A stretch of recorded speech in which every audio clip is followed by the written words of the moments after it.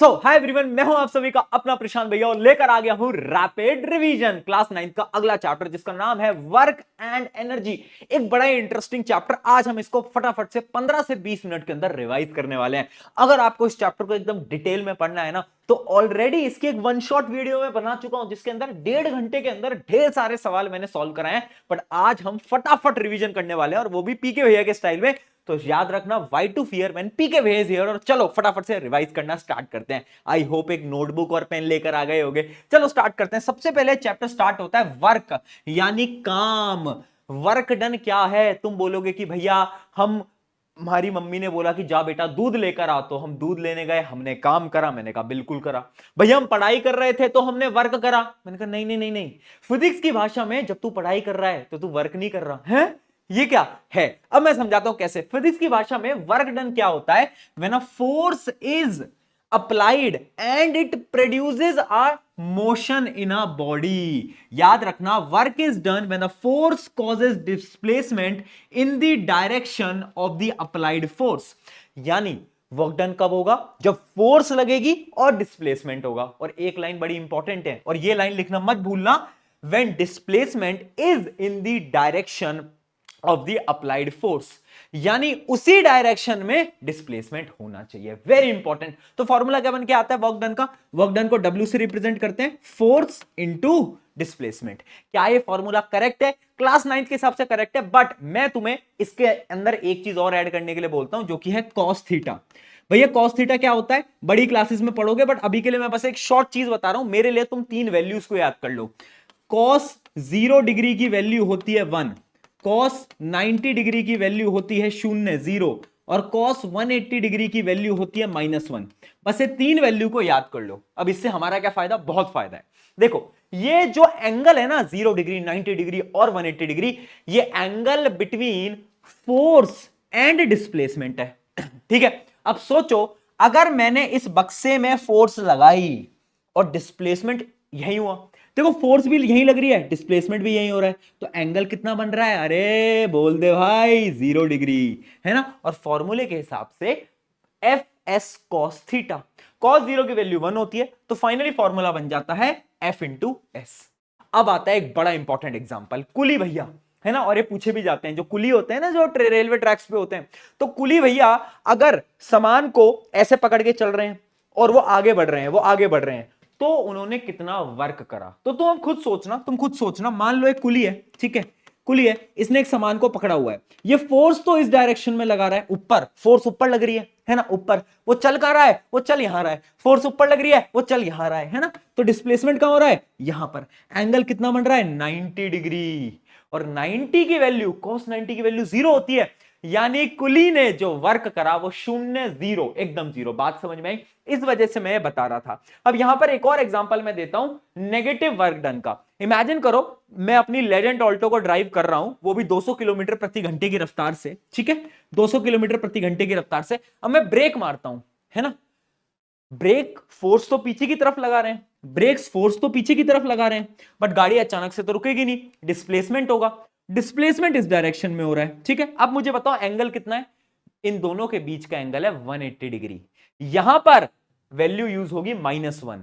इसका यह मतलब है यहां पर जो वर्क डन आएगा वो माइनस में आएगा, यानी work done will be -F/S।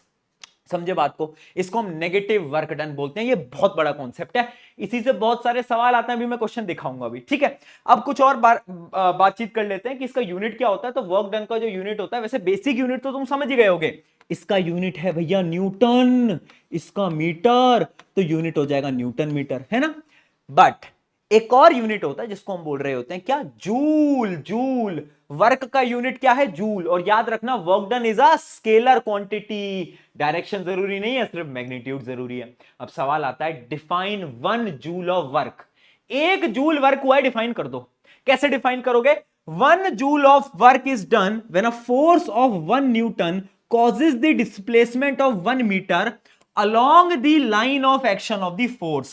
यानी जहां पर फोर्स लगाई वही डिस्प्लेसमेंट हुआ। यह लाइन लिखनी बहुत जरूरी होती है, यही नंबर करते हैं, ठीक है। याद रखना, 1 न्यूटन की फोर्स लगाई और डिस्प्लेसमेंट हुआ 1 मीटर का, तो मैं क्या बोल दूंगा कि जो वर्क डन हुआ वो 1 जूल का हो गया होगा।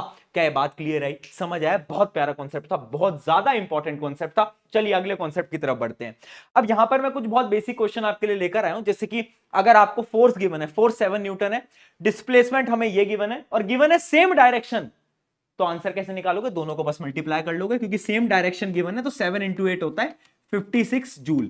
और याद रखना है पॉजिटिव होगा, बट अगर अपोजिट डायरेक्शन होता तो आंसर क्या आता? तो आंसर आता -56। बहुत बढ़िया, आगे बढ़ते हैं, है ना। अगला question, the body is moving along a circular path with a uniform speed. मान लो कोई बॉडी है वो सर्कुलर पाथ के अंदर घूम रही है। What is the work done bye centripetal force? Centripetal force gravitation chapter के अंदर बताया था, सेंटर की तरफ खींचने वाली फोर्स है। यानी कोई भी बॉडी अगर घूम रही होगी तो उसको सेंटर की तरफ जो खींचेगी उसको हम बोलेंगे सेंट्रिपिटल फोर्स। ठीक है, देखो जब भी कोई बॉडी मूव कर रही होती है ना, उसका एक्चुअल डिस्प्लेसमेंट तो इस डायरेक्शन में होता है, ये वाली डायरेक्शन में होता है, ठीक है। बट सेंट्रिपिटल फोर्स यहां लगती है, इन दोनों के बीच का जो एंगल होता है वो 90 डिग्री होता है। दैट इज वाई, देखो एंगल आ गया 90 डिग्री। अब तुम बोल सकते हो यहां पर जो वर्क डन होगा वो 0 होगा। बोल सकते हो, नहीं बोल सकते? अब तुम्हें समझ आ गया कि वर्क कब 0 होगा, कब 0 नहीं होगा। ठीक है, चलो बहुत बढ़िया। तो ये फाइनली आ जाता है कि कब पॉजिटिव वर्क होगा? जब डायरेक्शन सेम होगी, एंगल 0 डिग्री होगा। कब हमारा 0 वर्क होगा? जब एंगल 90 डिग्री होगा। जैसे कुली वाले भैया का एग्जांपल याद रखना, बहुत बड़ा एग्जांपल है, क्वेश्चन आता है। और कब नेगेटिव वर्क होगा? जब एंगल 180 डिग्री होगा, तब नेगेटिव वर्क हो जाएगा। एग्जांपल ब्रेक वाला मैंने आपको दे ही दिया है। ठीक है, ये कुली वाले जो भैया हैं इन पे बहुत सवाल आते हैं। चलिए अब एक और क्वेश्चन देखते हैं जो कि पूछा जा सकता है। Identify the type of work in the following case. आपको बताना है कहां पर वर्क डन हुआ, और हुआ तो पॉजिटिव हुआ या नेगेटिव हुआ, और कहां पर नहीं हुआ। चलो, man lifts a load upward against gravity. अब ये बड़ा इंपॉर्टेंट क्वेश्चन है। देखो अगर मैं ऊपर की तरफ किसी चीज को पुश कर रहा हूं, है ना, मैं फोर्स भी यहीं लगा रहा हूं, मेरा डिस्प्लेसमेंट भी यहीं हो रहा है। इसका ये मतलब है, देखो मैंने फोर्स भी यहां लगाई, मेरा डिस्प्लेसमेंट भी यहां हुआ, यानी पॉजिटिव वर्क। बहुत बढ़िया, पॉजिटिव वर्क। अगला, girl pools a toy car along the ground. अगर किसी ने टॉय कार को खींचा, है ना, इसी डायरेक्शन में फोर्स लगाई, डिस्प्लेसमेंट भी वही हुआ, पॉजिटिव वर्क डन। बहुत बढ़िया। अगला, friction acts on the moving body. Friction क्या करती है? मूविंग बॉडी को रोकती है। यानी अगर कोई बॉडी चल रही होगी तो फ्रिक्शन उल्टी डायरेक्शन में लगती है, तो ये क्या है? Negative work. ठीक है, बहुत बढ़िया। Gravity acts on the book being lifted upward. ये बहुत इंपॉर्टेंट एग्जांपल है। देखो मैं किसी भी चीज को ऊपर उठा रहा हूं, मैं फोर्स इस डायरेक्शन में लगा रहा हूं, डिस्प्लेसमेंट भी यही हो रहा है। पेन को ऊपर उठाया, डिस्प्लेसमेंट भी यही हुआ, यानी वर्क डन तो पॉजिटिव है। बट क्वेश्चन में क्या पूछा है? ग्रेविटी। बट अगर तुम ग्रेविटी के पर्सपेक्टिव से देखोगे, है ना, तो ग्रेविटी तो फोर्स नीचे लगा रही है, बट फिर भी डिस्प्लेसमेंट ऊपर हो रहा है। अरे ग्रेविटी तो नीचे लगती है ना हमेशा, बट फिर भी देखो ऊपर हो रहा है। इसका ये मतलब है ग्रेविटी के अगर हम नजरिए से देखें तो ये कैसा होगा? ये नेगेटिव वर्क होगा। बहुत बढ़िया। Retarding force stopping a moving object. अगर कोई फोर्स रोक रही है किसी चीज को, वो भी नेगेटिव वर्क होगा। कुली कैरीज, ये कुली वाला तो मैंने आपको बता ही दिया, ये 0 वर्क होगा। A man stand still with a heavy suitcase in his hand. अगर कोई इंसान रुका हुआ है, एक जगह पर है ना, यानी डिस्प्लेसमेंट 0 है। और अगर डिस्प्लेसमेंट 0 तो भैया हम बोल देंगे कि यहां पर कछु वर्क डन नहीं है। चलिए जी, बहुत बढ़िया। अगले टॉपिक की तरफ बढ़ते हैं जो कि है एनर्जी। अब एनर्जी क्या होती है? देखो एनर्जी वर्क ही है और वर्क ही एनर्जी है। Energy work, work energy. कैसे समझाता हूं? Energy is defined as the ability to do work. यानी देखो मैं खाना खाता हूं, उससे मुझे क्या होती है? एनर्जी मिलती है, और उसी एनर्जी से मैं वर्क कर पाता हूं। आज मैं बोल पा रहा हूं, वो मैं वर्क ही तो कर रहा हूं, है ना, मैं चल रहा हूं, मैं वर्क डन ही तो कर रहा हूं। तो ये जो वर्क डन हो रहा है, ये किसकी मदद से हो रहा है? एनर्जी की मदद से। एनर्जी ही वर्क है, वर्क ही एनर्जी, ऐसे समझ लो। तो एनर्जी का यूनिट भी बेटा सेम ही रहता है, जो कि है जूल। एनर्जी का यूनिट भी क्या रहता है? जूल, सेम रहता है। और ये भी एक प्रकार की स्केलर क्वांटिटी होती है। अगला point, define 1 joule of energy. 1 joule of energy is the amount of energy required to do 1 joule of work. यानी इस 1 जूल की एनर्जी से तुम 1 जूल का वर्क कर सकते हो। समझे ना, एनर्जी ही वर्क में कन्वर्ट होती है। ठीक है, बहुत बढ़िया। देखो बहुत सारी अलग अलग प्रकार की एनर्जीज हैं। Kinetic energy, potential energy, chemical energy, heat energy, light energy, sound energy, electrical energy, nuclear energy. ये सारी एनर्जी तुम्हें ऊपर ऊपर से पता होनी चाहिए। जो इंपॉर्टेंट है वो है काइनेटिक और पोटेंशियल। इनके बारे में हम डिटेल में बात करते हैं। चलो, काइनेटिक एनर्जी क्या है? ये एक ऐसी एनर्जी है जो कि मूविंग ऑब्जेक्ट के अंदर आती है। अगर मैं चल रहा हूं तो मेरे अंदर क्या है? मेरे अंदर है काइनेटिक एनर्जी, यानी energy that is due to motion, whether horizontal और वर्टिकल। यानी चाहे ऐसे हो चाहे ऐसे हो, अगर कोई चीज मूव कर रही है तो काइनेटिक एनर्जी होना एकदम तय है। ठीक है, अब इसकी एक छोटी सी डेरिवेशन है। पहली चीज याद रखना कि काइनेटिक एनर्जी जो होती है हमेशा वो पॉजिटिव होती है। उसका फॉर्मूला होता है हाफ एम वी स्क्वायर। ये फॉर्मूला कहां से आया? डेरिवेशन बहुत इंपॉर्टेंट है। देखो क्या मैं बोल सकता हूं, एनर्जी ही वर्क डन है, वर्क डन ही एनर्जी है। ठीक है, अब क्या मैं यहां पर वर्क डन का फॉर्मूला लिख सकता हूं? फोर्स इंटू डिस्प्लेसमेंट, बहुत बढ़िया लिख सकता हूं। क्या मैं फोर्स को लिख सकता हूं मास इंटू एक्सेलरेशन? कैसे लिखा मैंने? ये सेकंड इक्वेशन ऑफ मोशन, याद आ रहा होगा अब तो, बहुत बढ़िया है ना। अब अगर तुम्हें याद हो, हमने कुछ इक्वेशंस पढ़ी थी और उस इक्वेशन की एक थर्ड इक्वेशन थी v square minus u square equals to 2as। याद आया? याद आया? हाँ भैया याद है, ये तो थर्ड इक्वेशन ऑफ मोशन। अच्छा, इसमें से अगर मुझे as की वैल्यू निकालनी है तो वो हो जाएगा v square minus u square by 2।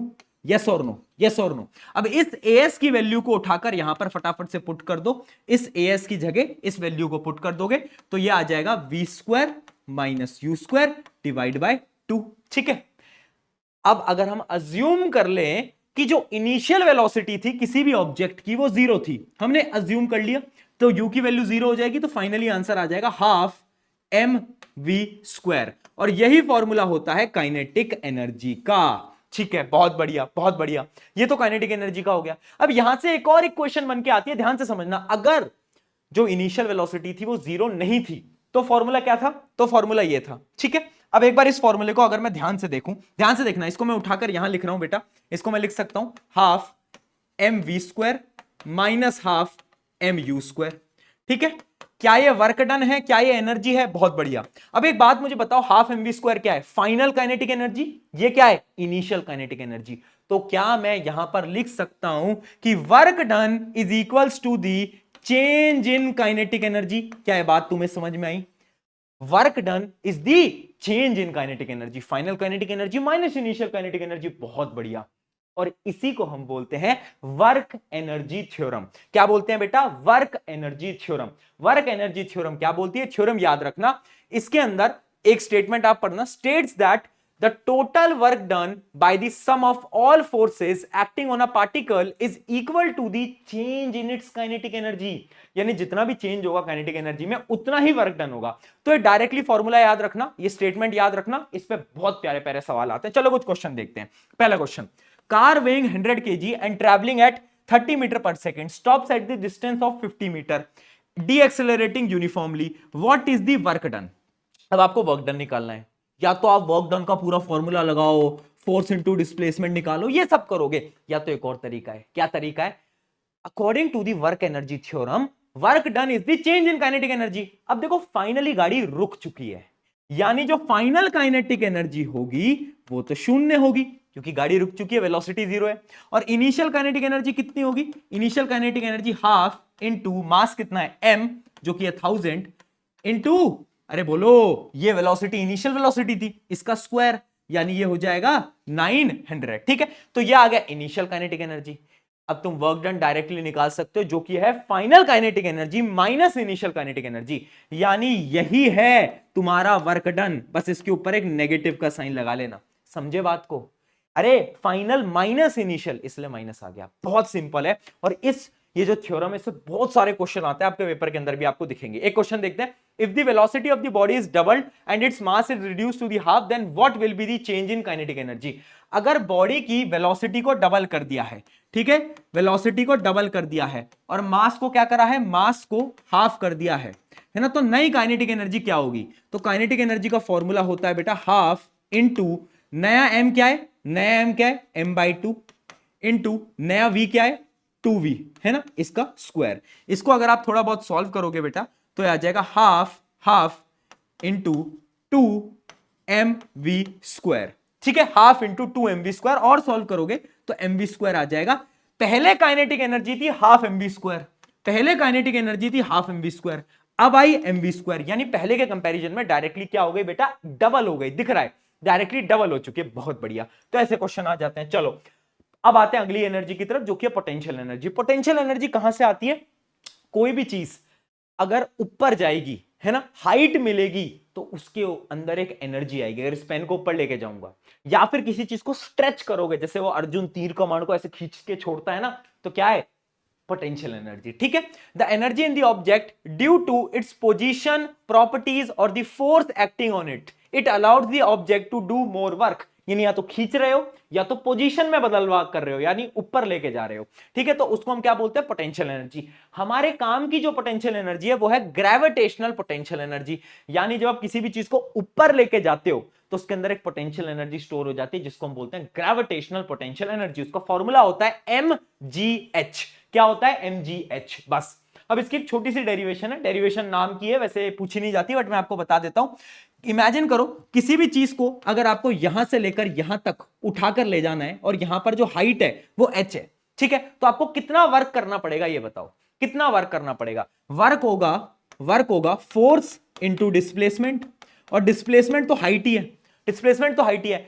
Force कितनी लगानी पड़ेगी, इस ऑब्जेक्ट का जितना वेट होगा, यानी mg, जितना वेट होगा उतनी मुझे ऊपर की तरफ फोर्स लगानी पड़ेगी, है ना। यानी फोर्स की जगह मैं लिख सकता हूं mg, तो फाइनली आंसर आ जाएगा mgh। तो ये इक्वेशन पे बहुत सारे सवाल आते रहते हैं, बार बार आते रहते हैं। ठीक है, जैसे कि एक सिंपल सा question, a porter lifts a luggage 15 kg from the ground and puts on his head 15 metre above the ground, calculate the potential energy. कैसे निकालोगे, सिंपल फॉर्मूला लगा लो, mgh। ठीक है, मास गिवन है, एक्सेलरेशन ड्यू टू ग्रेविटी 9.8 या फिर 10 ले सकते हो, और हाइट भी गिवन है। आई होप इसको अब आप सॉल्व कर सकते हो। चलिए आगे बढ़ते हैं। अब आता है the law of conservation of energy. ये क्या बोलता है, ये नियम ये बोलता है, according to the law of conservation of energy, energy can not be created और destroyed, it can be transformed from one form to another. यानी एनर्जी ना ही बन सकती है ना ही डिस्ट्रॉय हो सकती है, एक फॉर्म से दूसरी फॉर्म में कन्वर्ट हो सकती है, हमें बस इतना पता है। ठीक है, when all forms energy are considered, the total energy of an system remains constant. यानी ये जो एनर्जी है ना, ये सेम ही रहेगी, ये कन्वर्ट होती रहेगी अलग अलग के अंदर। और यहीं पर हमें एक बड़ी इंपॉर्टेंट इक्वेशन मिलती है कि टोटल मैकेनिकल एनर्जी यानी potential energy plus kinetic energy is always same, यानी ये कंजर्व्ड रहती है। क्या रहती है, कंजर्व्ड रहती है। अब इसका एक बहुत अच्छा एग्जांपल है, मान लो इस पेन को मैं इतनी ऊंचाई पे लेके गया, इसके पास इस पॉइंट पे टोटल मैकेनिकल एनर्जी कितनी होगी। इस पॉइंट पे काइनेटिक एनर्जी तो जीरो है क्योंकि वेलोसिटी नहीं है, पूरी की पूरी पोटेंशियल एनर्जी है जो कि होगी कितनी, जो कि होगी mgh। कितनी होगी, mgh। इस पॉइंट पे जब वो बॉल नीचे आ रही होगी और नीचे बस टच होने वाली होगी, है ना, टच होने वाली होगी, उस पॉइंट पे पोटेंशियल एनर्जी तो जीरो हो जाएगी क्योंकि हाइट तो जीरो हो जाएगी, हाँ है ना, बहुत बढ़िया, है ना। तो पोटेंशियल एनर्जी जीरो हो जाएगी, सारी की सारी पोटेंशियल एनर्जी कन्वर्ट हो गई किसके अंदर, काइनेटिक एनर्जी के अंदर, है ना, काइनेटिक एनर्जी के अंदर। यानी जितनी काइनेटिक एनर्जी इस पॉइंट पे है उतनी ही पोटेंशियल एनर्जी इस पॉइंट पे होगी, टोटल एनर्जी रिमेन कंजर्व्ड। जितनी पोटेंशियल एनर्जी यहां पर थी ना, उतनी काइनेटिक एनर्जी यहां पर होगी। यही है नियम, और इसी को हम बोलते हैं क्या, एक ऐसा नियम जिसके अंदर टोटल एनर्जी कंजर्व रहती है। अब इस पे सवाल भी ऐसे आ जाते हैं, to masses of m and 2m are dropped from the height of h and 2h on reaching the ground, which will have greater kinetic energy। किसके पास ज्यादा काइनेटिक एनर्जी होगी, जिसके पास ऊपर ज्यादा पोटेंशियल एनर्जी थी उसी के पास नीचे ज्यादा काइनेटिक एनर्जी होगी। तो आप देख सकते हो पहले के वाले के पास mgh इतनी पोटेंशियल एनर्जी थी और दूसरे के पास 2mg इंटू 2h यानी 4mgh इतनी पोटेंशियल एनर्जी है। तो आप खुद बताओ कौन से के पास काइनेटिक एनर्जी ज्यादा होगी। अरे ऑब्वियस सी बात है, जो दूसरा भाई है इसकी काइनेटिक एनर्जी बहुत ज्यादा होगी सबके कंपैरिजन में, क्योंकि इसके पास पोटेंशियल एनर्जी ज्यादा है। अरे यही एनर्जी तो कन्वर्ट हो जाएगी, है ना। तो ऐसे कन्वर्जेंस के सवाल आते हैं कभी कभार, कुछ आपको याद रखने होते हैं, जैसे कि टॉर्च एनर्जी कैसे कन्वर्ट हो रही है।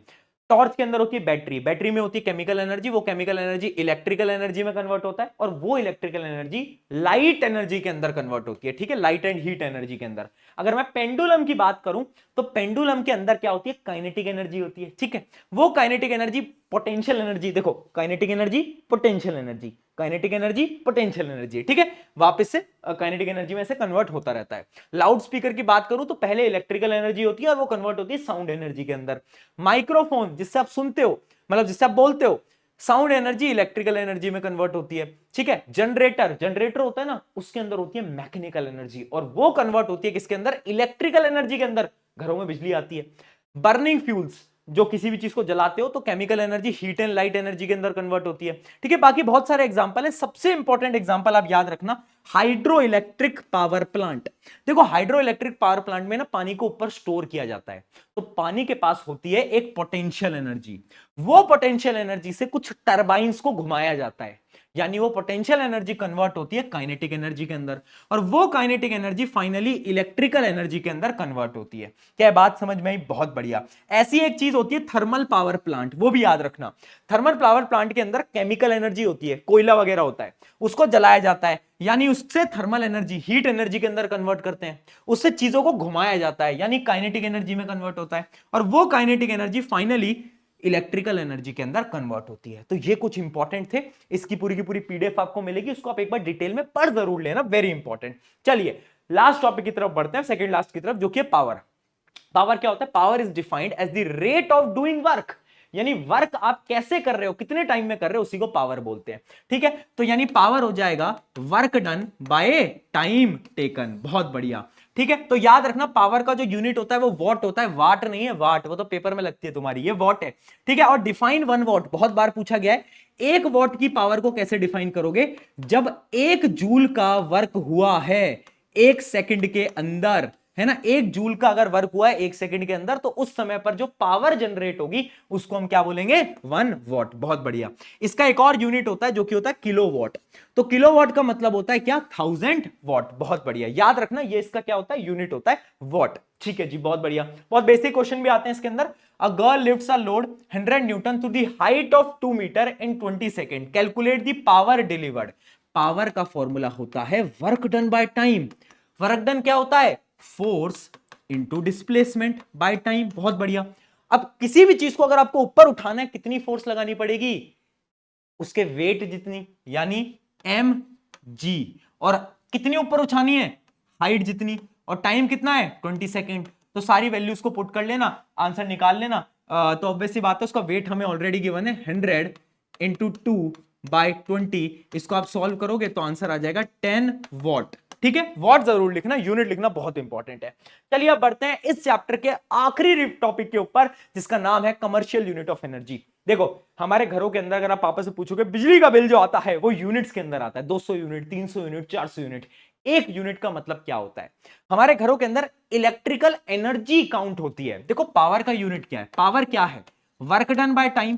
क्या वर्क डन ही एनर्जी है? तो क्या इसको मैं एनर्जी बाय टाइम भी लिख सकता हूं? लिख सकते हो। तो एनर्जी क्या होगा? इस टाइम को इससे मल्टीप्लीकेशन में ले जाओ तो एनर्जी होगा पावर इंटू टाइम, यानी energy is power into time. क्या बात समझ में आई? एनर्जी पावर इंटू टाइम है। ठीक है, ये तो हमें समझ आ गया। हमारे घरों के अंदर जो एक यूनिट आता है ना, उस एक यूनिट का मतलब है 1 किलोवाट आवर। 1 किलोवाट आवर, यानी पावर को किलोवाट में काउंट करते हैं और समय को, टाइम को घंटों में काउंट करते हैं। ठीक है, अगर आपको 1 किलोवाट आवर की ये जो एनर्जी है, इसको अगर हमें जूल में कन्वर्ट करना है तो उसकी वैल्यू याद रखना, जो कि आती है 3.6 इंटू 10⁶ जूल। देखो एनर्जी है ना, एनर्जी जूल में ही तो आती है, बट ये कमर्शियल यूनिट है। This is called commercial unit of energy, जो हमारे घरों के अंदर आती है। यानी एक यूनिट का मतलब होता है 1 किलोवाट आवर। अब इसमें सवाल कैसे आते हैं वो देख लो फटाफट से। इसमें सवाल आते हैं ऐसे, आपको डिफरेंट डिफरेंट अप्लायंस गिवन होता है, जैसे कि यहां पर गिवन है इलेक्ट्रिकल हीटर, आपको पावर गिवन होगी, ये गिवन होगा कि कितने घंटे हमें उसे यूज करना है, कितने दिन हमें उसे यूज करना है, और फिर हमें यह बताना होगा टोटल एनर्जी कितनी कंज्यूम होगी in the form of unit. तो देखो एनर्जी निकालने का एक ही फॉर्मूला है, पावर इंटू टाइम। बस आपको एक चीज याद रखनी है कि जो पावर हो वो किलोवाट में हो और जो टाइम हो वो घंटों में हो। अब देखो पावर हमें गिवन है कितनी?